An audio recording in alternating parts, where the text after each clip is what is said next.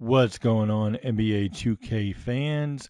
It's Pete Toll, aka PT Sports 84, back with another video. So today is Friday, February the 10th. Obviously, yesterday was the NBA trade deadline. 2K had already put in a late update yesterday, adding the Kevin Durant trade into the game. Some other small moves that happened the night before, like Josh Hart, like things like that. Um, so they went ahead and did that. Came out like maybe about 2 hours later than normal. What's up, Phelan?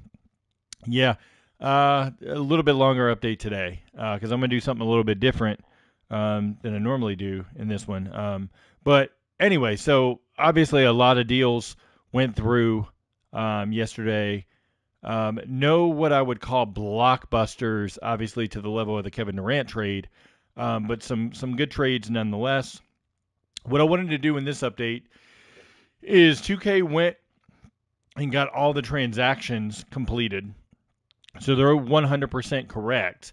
But what they did not do in this update, and what they normally don't do until a ratings update, is update positions. So I wanted to go through this update and kind of show you my thoughts. This is just my personal thoughts on position updates and kind of where they should be based on the rosters right now.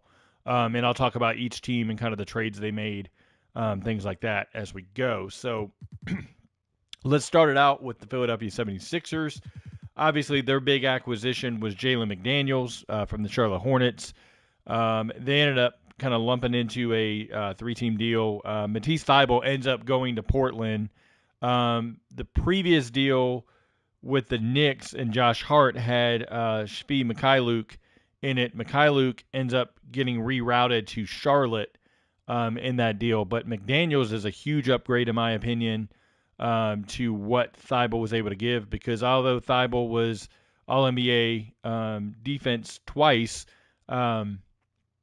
it's tough to put him on the floor offensively.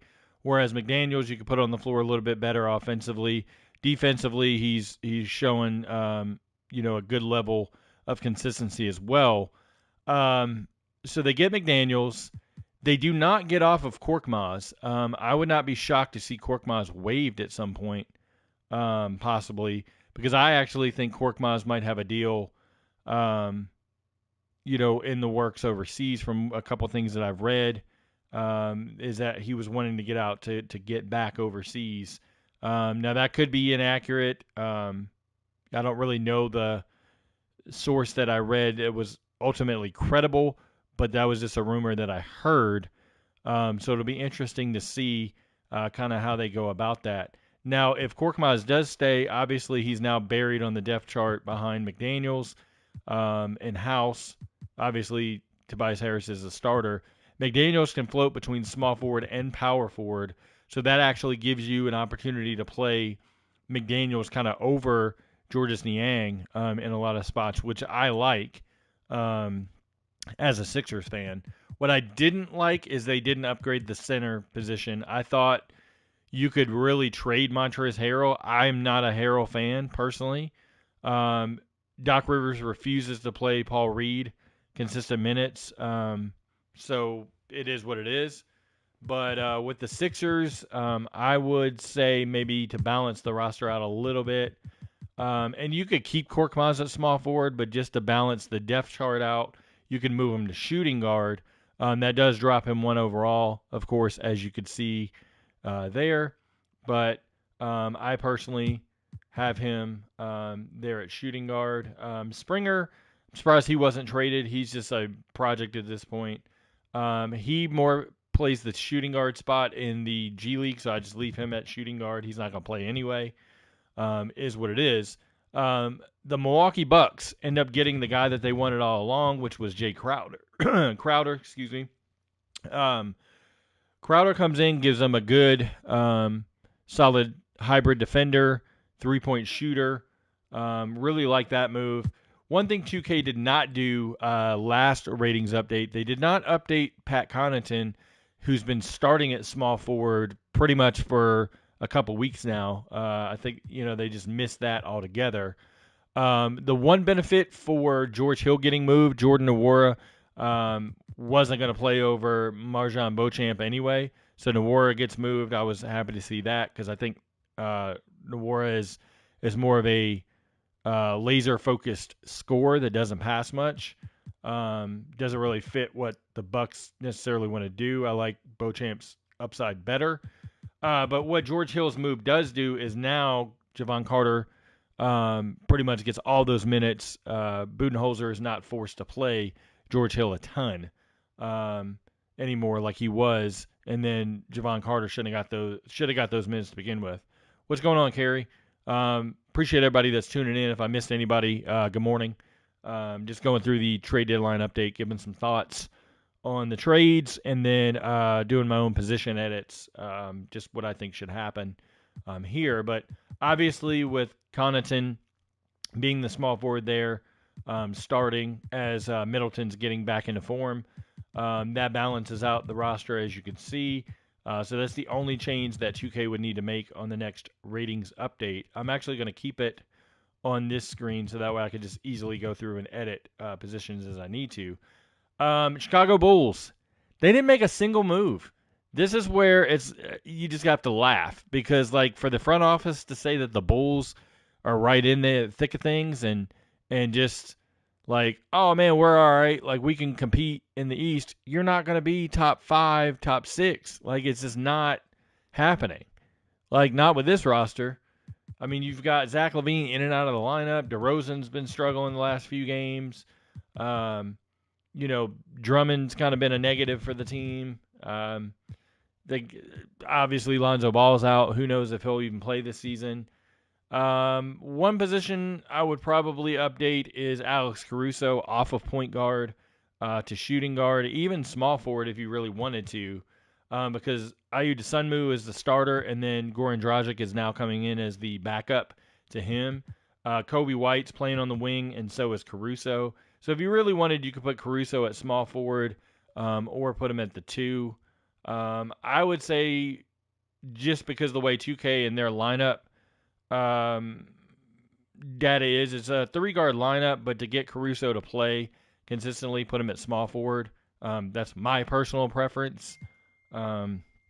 So it is what it is. Looking at the Cleveland Cavaliers. So they had kind of some feelers for Karis LeVert. Ended up not pulling the trigger on LeVert's trade. So it is what it is. The bigger news for them is what they're going to do moving forward with Kevin Love. Is he going to be bought out? Et cetera.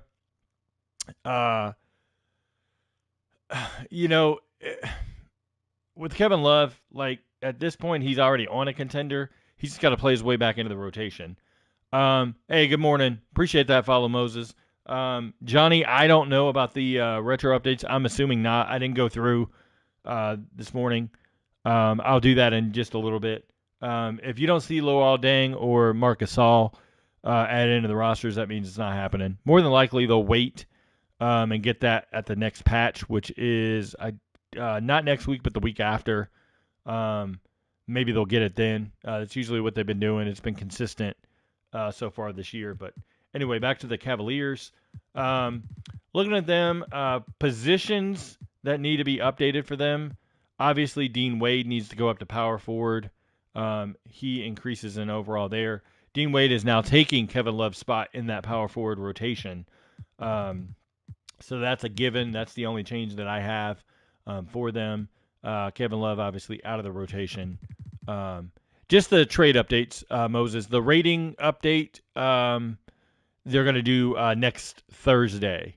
What they have done the past 2 years is instead of doing what they had done in the past where they wait to release a massive update with the ratings update and the trade deadline stuff on a Friday, they switched it to waiting till the following week after the trade deadline and then putting out a ratings update then. That's usually the week before NBA All-Star.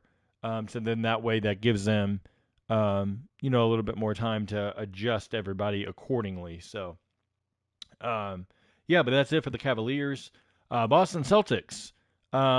So thing about the Celtics is they made a move. They get Mike Muscala. Muscala can play the 5 and the 4. Really, in all honesty, like Blake Griffin, yes, he was wide open against sorry Doc Rivers coaching in the Sixers, and hit all those threes. But there's no reason Blake Griffin should be playing, to be honest. He doesn't rebound well. He doesn't defend. Yeah, you can spot up and hit some threes, but now that's what Mike Muscala can do. He can score as well.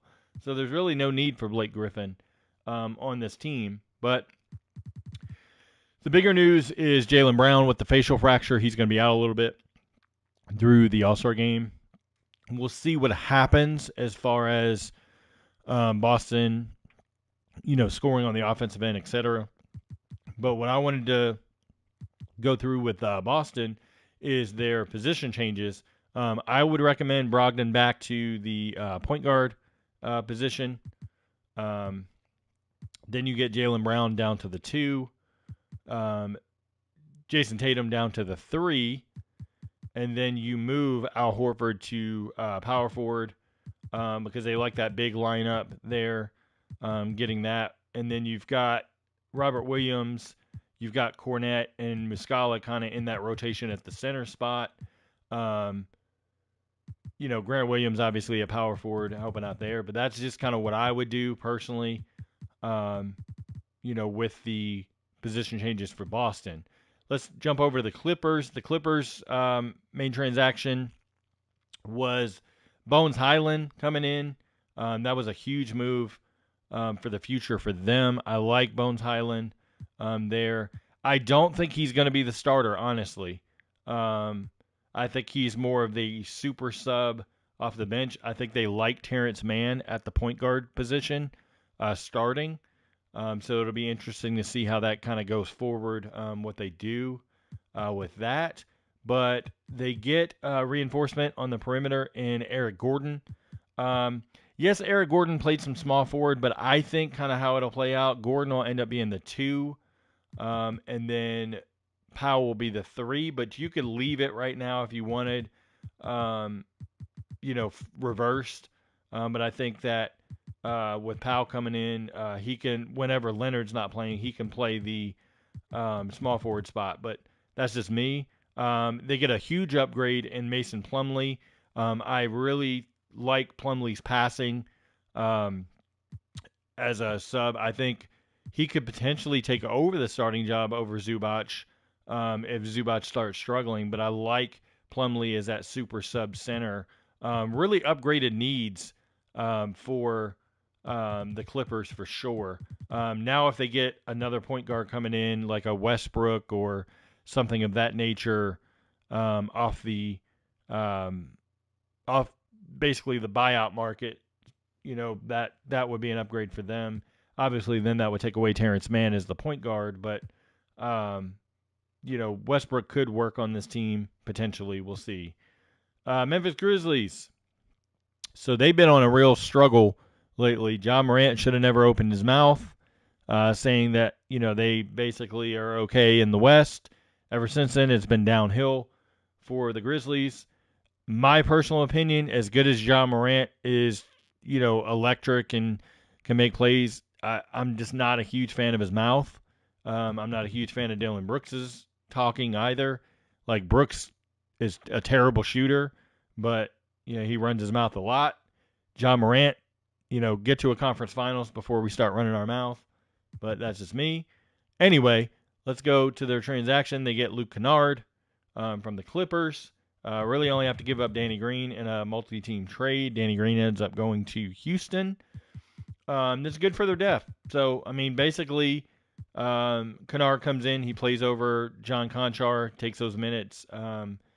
Could potentially, in spot scenarios, take over Zaire Williams' minutes as well if they need that perimeter shooting. They definitely needed the shooting because they're I want to say they're last or close to last in the NBA in jump shooting. And, you have Desmond Bane. He's a really good shooter, but that's not enough surrounding somebody that's a non-shooter like John Morant. Jaren Jackson can hit the three and stuff like that, but it's not like consistent. They have been starting Xavier Tillman. I like what I've seen out of Tillman for sure. So that's it for them. The Atlanta Hawks, surprised they did not make a move with John Collins, but obviously that Collins contract, nobody wants that thing unless they're getting some other assets to go along with it. They do, however, make a trade. They get Sadiq Bey to come in. I question this one because Sadiq Bey kind of is that combo forward. They already have A.J. Griffin they need to play. They've got Bogdanovich on the wing as well. Then you've got Jalen Johnson. It almost tells me that they've pretty much given up on Jalen Johnson's project. I would not be shocked to see Johnson moved in the offseason. They also pick up some pieces. Bruno Fernando makes a reunion to the Atlanta Hawks. I definitely think Fernando's an upgrade over Kaminsky. So that was a smart move, especially Capella's been up and down with injuries this year. Okongwu has been really good for them. Going over to what else they've done, Atlanta Hawks get Garrison Matthews to take the spot of Justin Holiday. I like Matthews as a shooter. I personally would have Matthews kind of as a 3, rather than a 2. That's just my personal preference of what I prefer. And just going through, the Grizzlies didn't have any position changes, so I didn't touch on them. But yeah, the Hawks, they'll be in the play-in range. I don't think they have enough to climb up. They're just not consistent enough. I don't like Nate McMillan as a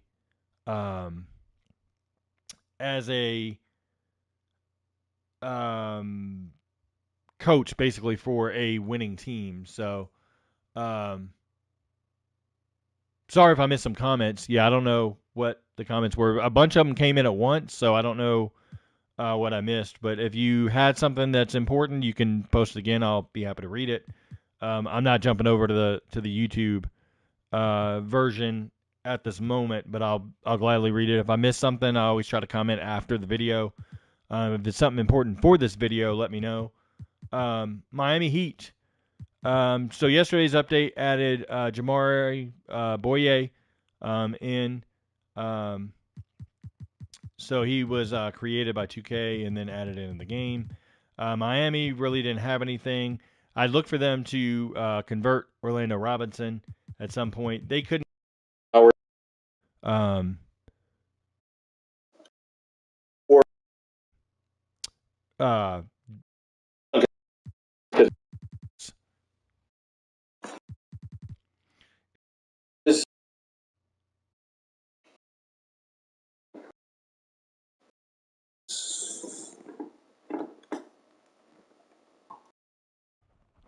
Something's going on with my mic. Wasn't sure what that was. It just kept disconnecting for whatever reason. So hopefully everybody can hear me okay. Miami could be a place for maybe a John Wall or something. Other than that, I don't know. They need another big, that's for sure. Charlotte, they're going to go backwards for sure. They're going to, according to reports, play the young guys moving forward. Position changes for Miami, I forgot to go over those. I don't really have any per se. Looking at Charlotte's position changes, I mean, you could say Oubre could go to small forward. They also have played McGowan's at small forward a little bit too. And then technically, Mikhailuk could be the 2 if you really wanted to swap those two. Because I think they try to play Book Knight and McGowan's a good bit. Who knows with Cody Martin? He's been injured for most of the year. And then the center spot, now Nick Richards and Mark Williams will compete for the starting spot. I would give it to Mark Williams if it was me, personally. But we'll see. Malik, do you have Discord or Instagram where I can contact you? I do have Instagram. It's I don't use it that much. I believe you can just type my name in, Pete Toal, Petetoal, and you can find me on there. Yeah, so you could do that. Yeah, so I think it's backwards for Charlotte. They're going to try to get some other basically looking at it, they're gonna just go backwards to get Wembanyama. That's what it's coming out to. What's going on? Anybody can everybody hear my audio? Okay. Apparently, I got a message that the audio is messed up. Hopefully, everybody can hear it. Looks like something's going on with my mic. I'm not sure what it is, but apparently there's issues with it. But hopefully, it's coming in clear now. Going over to the Jazz. They're interesting because Russell Westbrook is not going to play a minute for the Jazz. So that leaves Colin Sexton at point guard. I would assume they go for young guys. Appreciate that comeback hit. Okay, thanks. Hey, what's up, Coach? With Utah, like they're gonna have to go young. You could make an argument that Talen Horton-Tucker could play a little point guard for them. How I would kind of mark their position changes. Agbaji needs to go back to shooting guard. Malik, yeah, I know all about that, man. You can hit me up later on that if you want. You could put Agbaji back at shooting guard. You could technically put Bolmaro at shooting guard. Fontecchio at small forward. Moving forward. And then Kelly Olynyk is a starter at power forward. So 2K's definitely got to make the changes to those positions for sure. But the Jazz, obviously, their goal is going to be to tank backwards. They did their goal, I think, which was, get Markin into the All-Star game, develop Walker Kessler, Agbaji, like guys like that. Clarkson's had a good year. So the Jazz did what they were supposed to do early in the year. Now they can tank. But I'd expect like a young guard, maybe out of the G League, to come in and back up Sexton. Malik, I already told you which my Instagram and Discord was, or Instagram was. You can find me. Please don't spam the same message constantly. Saban, no. Eras is updated by a different dev, so those will come at a later date, I'm sure. Sacramento Kings. They've been the light the beam surprise team. Before. So, we'll see if that carries through to the rest of the season. Their move was Kessler Edwards, getting him to fill that 15th roster spot. Nothing major for them at all. I really think for them, they've got to figure out what they're going to do at backup center to get somebody in there that can be consistent. Otherwise, Sacramento should be okay. I don't see them finishing as high as they are, and go from there. Malik, it's I'll tell you what it is. Hold on, let me look real quick.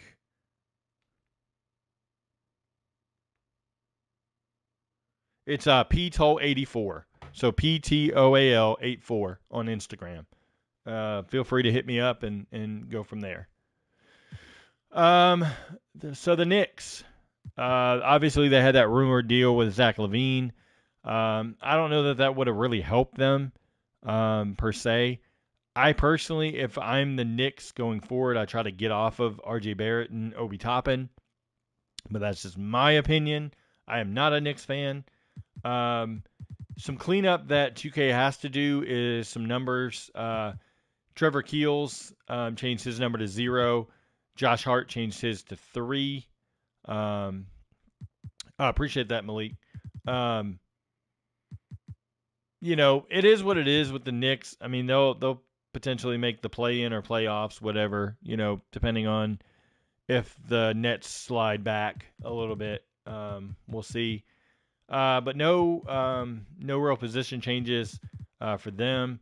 For anybody that didn't know, Jericho Sims is in the dunk contest now over Shaden Sharp. Shaden Sharp wasn't invited to the rookie sophomore of the Rising Stars game, so then he was like, I don't want to participate in the dunk contest.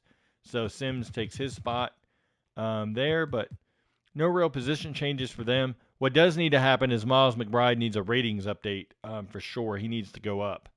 That's a definite. Would not be shocked to see them something happen with Derrick Rose, but being a Tibbs favorite, I doubt it. I would have loved to see Derrick Rose back to Chicago, but that just wasn't going to materialize, that kind of deal moving forward. But the highlight was Josh Hart reunites with his college teammate in Jalen Brunson. What's up, Derek? It is what it is. Lakers, big moves for them. D'Angelo Russell comes. I'm not sold on D'Angelo Russell being the end-all be-all piece for them, but it definitely is an improvement over Russell Westbrook. Let's see. Looking at Malik Beasley, I think he's that shooter. The ratings update's next week. Malik Beasley, and as a shooter, I think he could potentially start there.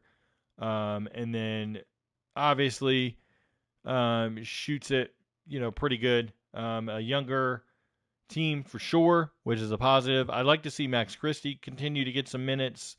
Obviously not every game, but at least get him some some reps going forward. Austin Reeves is back healthy. He'll get consistent, spot minutes here and there.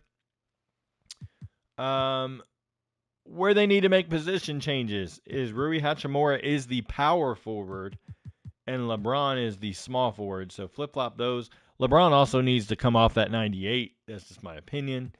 Devon Reed comes over from the Nuggets for Thomas Bryant. Thomas Bryant wanted out because he wanted to get consistent minutes. Then he goes to Denver, and he's still not going to get consistent minutes. But it is what it is. Devon Reed, I would say, is more of a 2. But you could play him at the 3. But I'd move him to the 2 personally. Because you already have Lonnie Walker and Troy Brown Jr. who are going to play. Jared Vanderbilt, to me, is the starter at power forward. That helps your defense and rebounding, things like that. He's athletic enough that he can start. Rui Hachimura is his backup, personally. They get Mo Bamba. I don't like Mo Bamba as a player. I never have. He can stretch the floor. That's about it to me. He makes too many mistakes otherwise, but at least they got younger, and it's an upgrade over Wenyen Gabriel because I was not sold on that piece of Wenyen Gabriel was going to get more minutes and this and that. Maybe he plays over Bamba, but we'll see what happens moving forward. As long as Darvin Ham's not playing those 3-guard little lineups like Russell, Schroeder, and Beasley together, we're good. We'll see, though, what happens with them. But the Lakers, much improved after looking pretty bleak with Russell Westbrook. I definitely think they've improved to the point that they'll be right there in the play-in. I don't know, being the West, that they climb up high enough to get 5 or 6, but we'll see what happens. Look into the Orlando Magic. Magic, I thought they were going to pull the trigger on, like a small deal with like Terrence Ross, but he's probably a buyout candidate, to be honest.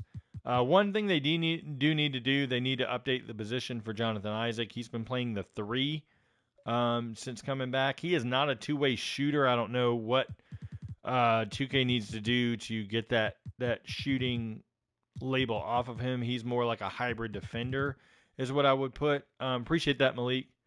But going forward, they've got definitely some guys that should play. Like, to me, Fultz is still the starter. Anthony's that super sub. Suggs comes in as a starter, in my opinion, and then Gary Harris can get the backup minutes. Wagner's a good piece to have. Obviously, Banchero. I like Caleb Houston shooting as well. He's been doing pretty good so far when he's gotten minutes. I'd like to see Wendell Carter be featured a little bit more. I like what he's done this year. He definitely needs to go up in rating in the next update. Dallas Mavericks. So they actually got rid of Chris Silva. They didn't get rid of. Just his 10-day contract expired. So this team is unique in the sense that, like, you could view Luka as a point guard. You can not view him as a point guard for the sake of things. With Luka handling the ball so much with a high usage rate, I'm leaving him at point guard and having Kyrie at the 2. You obviously can adjust that if you'd like. Just my personal roster will have Luka at point guard. You can say what you want about it. But Kyrie comes in. We'll see how it works out. I don't think Kyrie's long term for Dallas, but Dallas had to do something. Otherwise, they were getting bounced in the first round with the roster that they had previous. They may still get bounced in the first round, but at least Kyrie's an offensive upgrade for sure. Who I'm high on is Josh Green. He needs to be the small forward. He's going to start moving forward. He has started since the deal, but obviously Luka's been out, so we'll see. But Josh Green to small forward for sure. Jaden Hardy should get some minutes here and there. I like what he's done. Frank Ntilikina, situational guard, basically to be defense. Tim Hardaway Jr., you can move him to the 2 if you want to play over Hardy, or you could leave him at the 3. I'm personally going to leave him at the 3 because what the Mavs have been doing is going with a small ball lineup with Reggie Bullock at power forward, which has been kind of weird, but it is what it is. They've also had injuries. As you can see, Maxi Kleba has been out. Davis Bertans is out for like 2 weeks. What they didn't do is they did not trade Christian Wood. You can make an argument Christian Wood is a power forward versus a center. I'm leaving him at center because personally I would do Powell as a starter next to Reggie Bullock for now as they keep that smaller lineup. Appreciate that, Action Jackson. And then Wood comes in as the backup center, and then Kleba comes in when he's healthy as the power forward, or vice versa. Really, you could interchange those guys, but we'll see what happens with Dallas. Going over to the Nets, this one's an interesting one. Spencer Dinwiddie looked great in his last game, 25 and 6. Looked really good. Interesting enough, Cam Thomas is going up in the next ratings update. We all know he looked shaky in the last game, 3 for 16, but those couple games before that, phenomenal. The prize here is Mikal Bridges, being the small forward. I like him. Cam Thomas, obviously coming in as well. I like him even though he's a free agent. I think he should be somebody that the Nets look at bringing back. Ben Simmons is not a power forward. Ben Simmons is a backup center now. How far he's fallen in a short amount of time.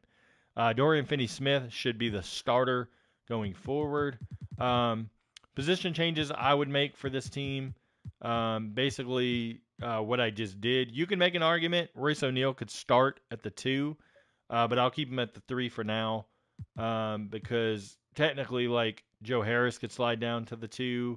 O'Neal could slide down to the 2. It's your preference of what you want to do. But the main thing is Ben Simmons needs to be changed to backup center. They could even start Cam Thomas at the 2 and have Curry as the 6th man, or vice versa. Like there's a combination they can go. No more Simmons at point guard, I don't think. Denver, talked about them briefly with Thomas Bryant as backup center. What does that do for Zeke Nnaji's minutes? Do you play Zeke Nnaji at the power forward over Jeff Green? Possibly. They could be a team for Reggie Jackson, I think, as a buyout candidate. I definitely think Reggie Jackson would fit in here ahead of Ish Smith. I like Christian Brown, what he's been able to do, getting consistent minutes. Denver's not going to fall off by any means, but being that the Clippers got better, obviously the Suns, Grizzlies, I feel like the Kennard move helps them. Puts a lot of pressure on Denver. I thought Denver could have done something to do to get a little bit more. So, Pacers, some position changes for them. They made some moves. We'll get to that first, then I'll do position changes. So, George Hill, reunion for him. They get Jordan Nwora in as a, volume shooter, so to speak. Off the bench. They waived a couple guys, Goga Batazde. Serge Ibaka won't report either. James Johnson and Terry Taylor also waived. I would bring back Terry Taylor if it was me to the roster. That's just my preference. But now to position changes, Aaron Nesmith has been starting literally for like over a month. He needs to be the starter, plus get an upgrade in rating. Um, I like Ben Mathurin staying as a six man this year, so they figure out what they want to do. Andrew Nembhard's the starter at the two. We'll see what happens with George Hill if he gets bought out or not. But I think he gives them a good veteran presence to go along with McConnell if need be off the bench. But like I said, Nesmith would be my only position change for the Pacers. Going over to the Pelicans, I thought the Pelicans needed to make that OG Anunoby trade, risk it and make it. Like, just go ahead and go all in now. Because what the Pelicans seem to do is they always wait, and then things get bad, and then they make a move. Like, the same thing with Zion. Like, they keep Zion out extra careful, and that's going to weigh on Zion, to be honest, in my opinion. Zion wants to play. Like this extended absence of 20 games here, every time he gets hurt, like I know to be cautious because it's your franchise star, but at the same time, like what are we doing here? How long are you going to make Zion wait? And then you get dropped way down in the standings and you're fighting for the play-in again. When Zion left, you guys were like second in the West. Like it to me, it just makes sense to have made that trade, whether it be Najee Marshall, um, Herb Jones, like 2 or 3 picks, and throw in Dyson Daniels. You can go get a Dyson Daniels type player in 2-3 years in the draft. Anunoby would have helped them tremendously at small forward, and then Ingram could have slid to the 2. That would have been huge for them going forward and really would have put a stamp on helping with defense. Yes, I know Herb Jones is a defender as well, but I would have much rather have Anunoby today than Herb Jones. Just my opinion. They get off of Devontae Graham and bring in Josh Richardson as being another upgrade. With Daniels being out for like another week or so, Richardson can kind of play the backup shooting guard spot. They already have Alvarado as a defender at point guard, so that helps. We'll see what happens. Detroit Pistons make a couple moves. So they move off of Sadiq Bey. We saw he went to Atlanta. They get James Wiseman. Interested to see. I think some comments were misconstrued. Mark Spears saying that James Wiseman will start. I think he was meaning that he'll get a chance to start, is more what he was saying. I think Bagley ends up moving back to power forward. So then you've got Bagley, Stewart, and Livers there as the power forward rotation. Then you've got Nerlens Noel, I think it's a buyout candidate. Then you got Wiseman and Duren splitting minutes. It depends on what they want to do. I think you kind of go with Duren just because I like him. I'm high on Duren as a prospect moving forward. I know some aren't, but I like him a lot. And then Wiseman gets like 20 minutes a game. Let him get consistent minutes moving forward and see what he can do. Moving over to the Raptors. They held firm for the most part, but they get Jakob Poeltl. As you can see, 2K not updating the positions. Phelan, I mean, if Detroit gets the number 1 pick, then guess what? You could move off of some of those guys. You can move Wiseman. You could move Bagley. You could move. You could play Wembanyama at power forward if you wanted, and then Duren at center. Like whatever you want to do, they'll make it work. Trust me. But looking at the Raptors, I thought they needed to move Anunoby. He wanted more of an offensive role. I thought they had something lined up for Van Fleet with the Clippers, but then they didn't want to come off man plus a first-round pick. I think they end up bringing back Van Fleet, to be honest. Gary Trent's the one I think in the offseason that moves on. For now, position changes. They have to move Siakam to power forward because there's no way they trade for Poeltl and not play him because you got Achua and Koloko there as backups. Scotty Barnes ideally moves down to small forward because he's that hybrid point kind of forward role where he can handle the ball a bunch. And then Anunoby moves down to the 2. And then he starts over Trent Jr., who ends up being the 6th man. That's my personal preference of what I think happens. We'll see what they go with, but definitely think Siakam is now the power forward, which that should help him moving forward. Pirtle obviously starting. Pirtle's one that's underrated by 2K. He should be at least an 80, if not an 81, personally.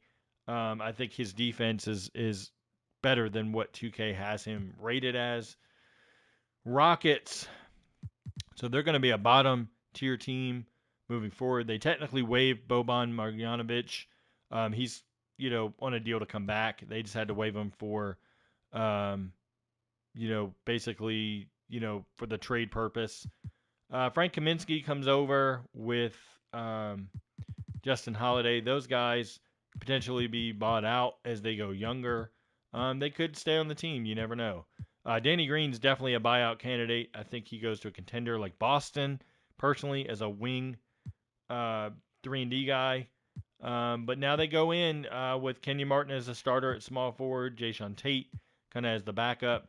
Let's see what Tari Eason can do. I'm not that sold on Jabari Smith as a power forward. He's not shooting it well. Like, he struggled shooting it. Like, what happens moving forward? Jalen Green's finally starting to come back into form. He had struggled for like 2 weeks, but he's had a couple good games. They've got to find some minutes for Ty Washington moving forward. I don't care what they want to do with Deshaun Nix. You've got to get Ty Washington minutes. Yes, you could still play Nix some minutes, but Ty's got to play too. We'll see what happens moving forward. Sengun's obviously should be their focal point with Green moving forward. Going over the Spurs, they are definitely in the Wembanyama sweepstakes. They already were. Now they're even worse. Zach Collins and Khem Birch are your centers. Birch obviously coming over in the trade for Pirtle. Isaiah Roby can get some minutes at center as well. Jeremy plays the starting power forward spot. You could move Keita Bates drop to small forward. It's personally where I have him. Devontae Graham is definitely the point guard on this team. Just say Mays, yeah, like the My NBA stuff with the draft picks, it usually takes them a couple days, actually usually a few weeks.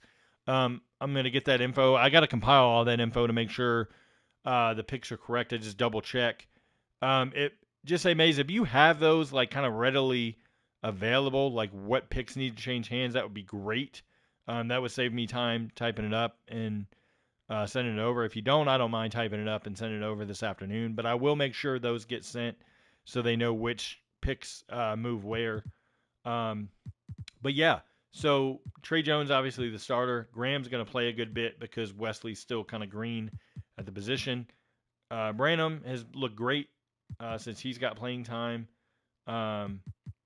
McDermott, is what it is. He's not a good defender, but he's good enough that he can space the floor, so that's how he plays.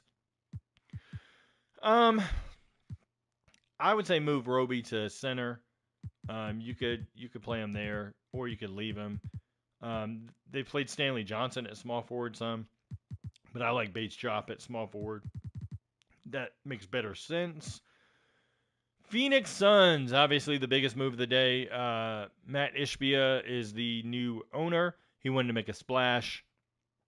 This could end up biting the Suns in the butt, or this could go really well. If you win the title, none of it matters. Chris Paul's got to stay healthy, that's for sure. But position changes. Kevin Durant, obviously the big prize here. I think Durant ends up playing the small forward. And then you look at Torrey Craig being the power forward starter. Yes, they're obviously the heights are different, but I think Torrey Craig's more of a 4 than he is a 3. Durant could play the 3. And then TJ Warren could slide up to the 4 potentially to kind of battle with Craig for the starting spot. And then you've got Darius Baisley in there as well for some spot minutes. But looking at kind of the backups to Durant, I think you could look at Okogie getting minutes as he has been. Damian Lee, I would move down to shooting guard because he's probably going to play over Shamet because Shamet's obviously got that foot issue that's been lingering. But yeah, Phoenix is another team that could look for buyouts and get some pieces off the buyout market. I think they can upgrade over Campaign at point guard. I think you can get another big man potentially on the market, and that would help them with some depth on the team. OKC Thunder didn't do a lot, obviously. They traded Muscala to open up minutes for Jalen Williams, who's been looking great in his minutes. 2K needs to update his three-point shooting. He's been knocking them down for sure. But yeah, they get Dario Saric as well. Saric is kind of a guy they like with his passing and stuff like that. We'll see if he gets any minutes, but it's pretty much Jalen Williams and Kenrich Williams there at that power forward spot. And then, we'll see if they compete or they want to tank. I think this is the last year that they tank. Next year is going to be a competitive year for the Thunder for sure. Minnesota Timberwolves, big moves for them. Obviously, they get more consistency in Mike Conley. I like that move because now it might help the confidence of Rudy Gobert as Karl-Anthony Towns comes back shortly. We'll see how that works out. They'll end up signing Naz Reid to an extension. I think they like him. But position changes for them. I think we see Jalen Noel go back to shooting guard ahead of Austin Rivers behind Anthony Edwards. That lets McLaughlin reclaim the backup point guard spot, and then Nickeil Alexander-Walker can get some minutes in there as well. He might even overtake McLaughlin for the backup point guard spot. But yeah, I like the move getting Conley. Just more of a steady, heady point guard than what they had in the erratic D'Angelo Russell. Portland Trailblazers make some moves. Obviously, getting Matisse Thybulle, as I mentioned earlier. Cam Reddish comes in as well. Kevin Knox comes in. I don't think Kevin Knox really matters much for this team. Curious to see how long Nurkic is going to be out. But some position changes for Portland. Looking at Nasir Little, I think he goes back down to small forward. Jabari Walker should be a power forward. Keon Johnson's played a good bit at point guard. I'd move him down to point guard personally. And then that's where it gets interesting because Shaedon Sharp's going to play. Matisse Thybulle can play as well. You've really got Justice Winslow as a point forward, but if you knock him down to point guard, look what happens to his ratings. And that's hard for 2K to justify putting him back up. He's more of a hybrid point forward to me. Reddish, we'll see how much he plays. I don't think he starts. I would move Matisse Thybulle to small forward, personally.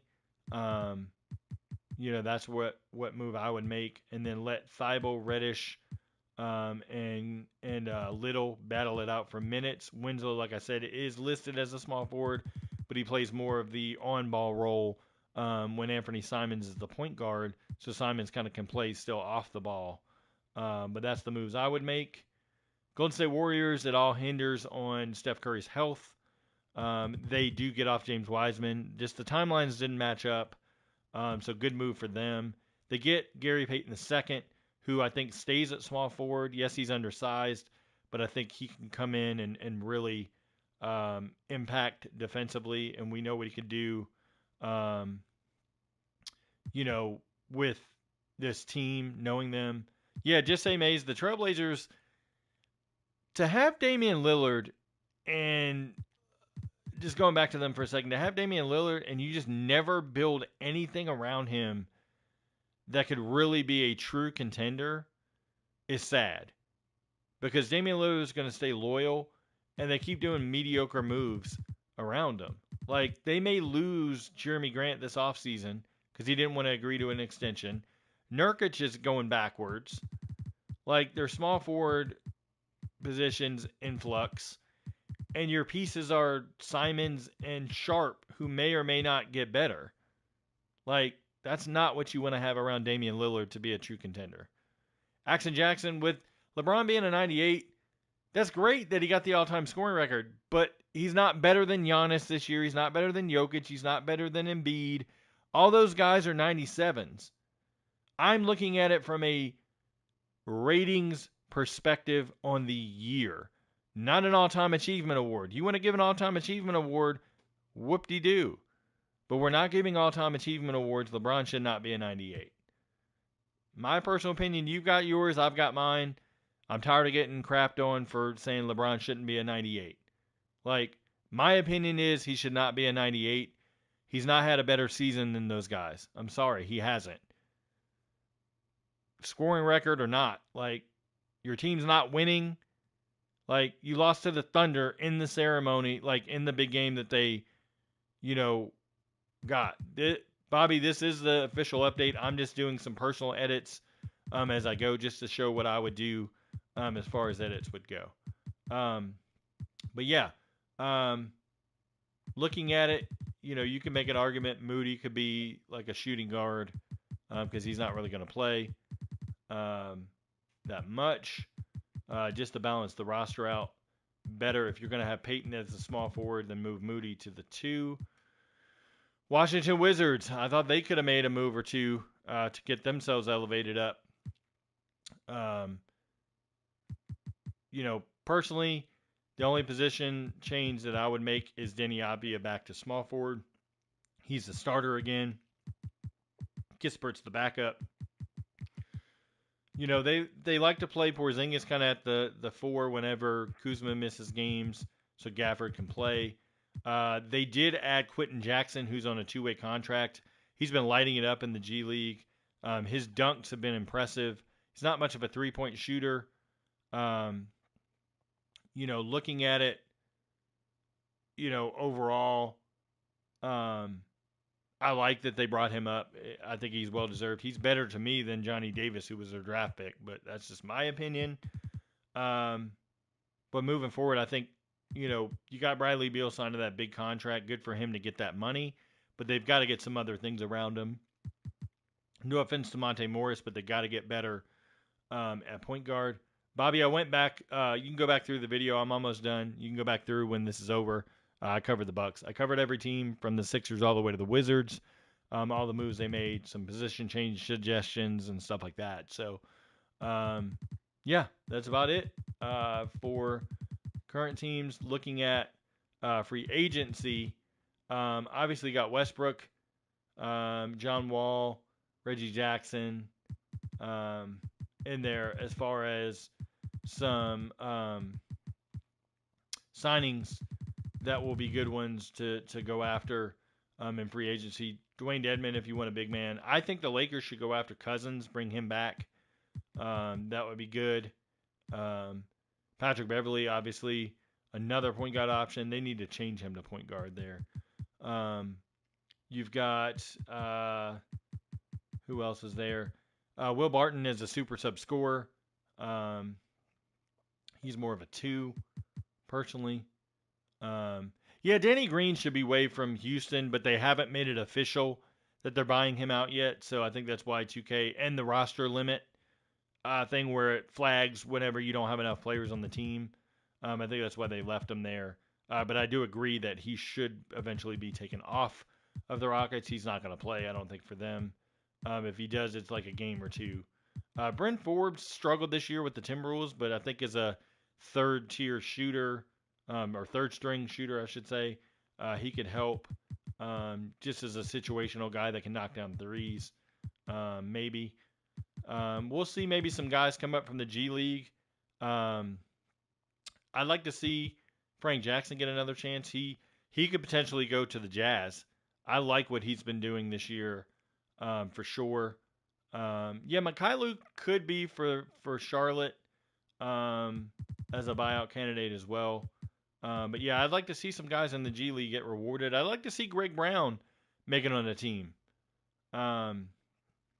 because I think he's got some upside that hasn't been tapped into. He didn't get as much playing time previous. Sharif Cooper, 1,000% should be brought up before the year is over. Really been killing it for the Cleveland Charge. But yeah, so that's the update. Let's go back to, of course, the screen freezes whenever you go through cycling based on edits. So luckily it didn't freeze a long time there. Let's look at the retro stuff just to look at it real quick. Luol Deng has not been added. That would be my guess. He's not added to the 10-11 team either. Nope. Like I thought. So it's a different dev that updates the retro stuff. So everybody's just got to be patient. As much as people want to complain that the stuff doesn't get updated this year, they've been really consistent about updating stuff. You just got to remain patient. Like, I get all the info over accordingly to the guys and stuff like that, like that work on it. All they can do is pass on the feedback to the dev. Like, they can't force that other dev to make the updates, stuff like that. But I can confidently say we'll see Pau Gasol or Marc Gasol, Luol Deng, hopefully Jose Calderon added to the all-time Raptors. Some other moves, maybe Orlando Woolridge to the Bulls, stuff like that. So I hope we see moves like that. I can confidently say that I think that update will happen before the end of the year. We'll see with Norris Cole. Like, I've reached out to Norris a bunch of times, but I never got a definitive answer, Carrie. So I don't know whether that happens or not. Same thing. Like, I'll go through real quick because we're already into the video and I don't want to make another one just to talk about some guys. Brandon Roy, I've reached out to like 7 times since he got taken out last year. Haven't heard anything back. The last time I got Brandon Roy in, I had to go through his AAU team. For those that don't know, he's coaching in Seattle again. Garfield High School, I believe, if I'm not mistaken. But yeah, he hasn't responded. Reached out to Chris Webber, no response. Lanus Kleza, no response. Mehmet Okur, no response. Marco Bellinelli, no response. Jeff Ayers, a.k.a. Jeff Pendergraph, is all about being in. He reached out but hasn't heard back, so hopefully either Scott Rochelle of the MBRPA or Ronnie 2K of 2K reaches out. I put feelers out letting them know that he's trying to reach out to get in the game. We'll see what happens there. But other guys like Leo Routens for the 83-84 Sixers was added into the MBRPA, stuff like that. Torian Green of the Nuggets for 07-08 Nuggets was happy to be put in. There's some other guys here and there. No, like, major names. I just don't think guys care that much, to be honest. And 2K obviously has not been caring much about getting guys in. As much faith as I have in the MBRPA, as active as they had been in the past about correspondence, I haven't gotten much. I don't know what's going on, if they just don't want to answer or they're just kind of fed up with being tagged or whatever it is. But Scott Rochelle has not been very communicative with responses as far as me sending him guys that I've reached out to, getting confirmation, things like that. He hasn't been very good with response. That might be because he's busy. That doesn't mean that, he's just not wanting to respond. But hopefully those messages are being seen and those guys are being added in. Nicholas Skidishvili, like Igor Rakoshevic, like guys like that reached back out to me and wanted to be put in the eras update. So we'll see if those guys actually get in. I don't know if anything's been talked about between the parties at B, but we'll see. It is what it is at this point. Like, we can't force these legends to be in the game if they don't want to be. One thing to note with the NBRPA, they have to pay a membership fee, and a lot of guys don't want to be members. They don't want to pay, even though they're technically going to get it back with residuals. They just rather not go through the process. I've had quite a few guys say they don't want to go through the process. So we will see what happens with these updates and stuff. But it is what it is overall. I feel like this year we've gotten a fair number of guys added in, especially with the Eras stuff. So I'm not going to complain. It could be a lot worse. We could never get responses from guys and never get guys put in the game. But I feel like we've gotten a good bit so far this year. It can only go up from here and get better. But yeah, so that's the update with the era stuff. I'd like to see stuff cleaned up, like Carl Herrera's college, like Charlie Ward's draft info, Deshaun Stevenson's draft info, heights and weights, sporadic throughout the roster, just stuff like that, like the key minute details, if you will, as far as stuff goes. But yeah, I would love to see Orlando Woolridge. I never got a confirmation back after seeing the message that his son sent to Scott. I never saw any like definitive communication between the two that said that he would be in. So we'll see what happens. But hope everybody enjoyed this video. All 33 of you watching live, please, please, please do me a favor. Hit that like button. If you haven't already subbed to the channel, please do so. I will have another video out next week that will be going over the ratings update. And then the following week, we should have a likeness update. So any players added or improved with a likeness update will be highlighted, of course, as always. Thank you for watching. Hope everybody has a good weekend. If anything is to happen between now and next week's rating update, like a major buyout candidates, things like that, and a roster update is done, or a retro update, I will have a video on that. In the meantime, have a great weekend, stay safe, and thank you for watching.